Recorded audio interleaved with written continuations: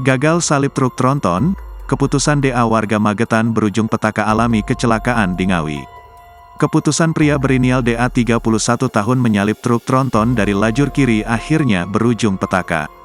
Pria tersebut tewas usai mobil Honda All New City dengan nopol AE1158RS yang dikemudikannya justru menabrak truk tronton di depannya. Insiden kecelakaan pada Senin, tanggal 1 Januari tahun 2023, itu terjadi di Jalan IR Soekarno kawasan Ring Road Barat, masuk Desa Beran, Kecamatan Kabupaten Ngawi. Meninggal setelah mendapatkan perawatan di RS Widodo Ngawi, kata Kanit Gakum Satlantas Polres Ngawi Ibda Yudi Irawan. Kecelakaan lalu lintas bermula ketika mobil DA, warga Desa Tambak Rejo, Magetan, melaju dari arah timur. Yudi mengungkapkan berdasarkan keterangan sejumlah saksi, pengendara mobil jenis sedan itu kurang hati-hati.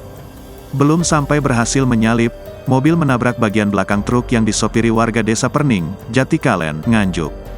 Benturan itu membuat kendaraan rusak berat hingga nyawa DA tidak tertolong usai mengalami cedera otak ringan dan patah kaki kiri. Saat ini pihak kepolisian masih menyelidiki penyebab pasti kecelakaan tersebut. Di sisi lain, DS 45 tahun rekan sopir truk yakni RD 22 tahun menuturkan jika kecelakaan tersebut berawal saat truk melaju di jalur lambat dari arah Ngawi menuju Solo. Kemudian tiba-tiba mobil tersebut menabrak bagian belakang truk. Mobil ini kan di belakang bus, nah mungkin mobil ini nyalip bus dari kiri, karena mungkin gak tahu kalau di depan bus ada truk ini langsung nabrak bak belakang, terang DS.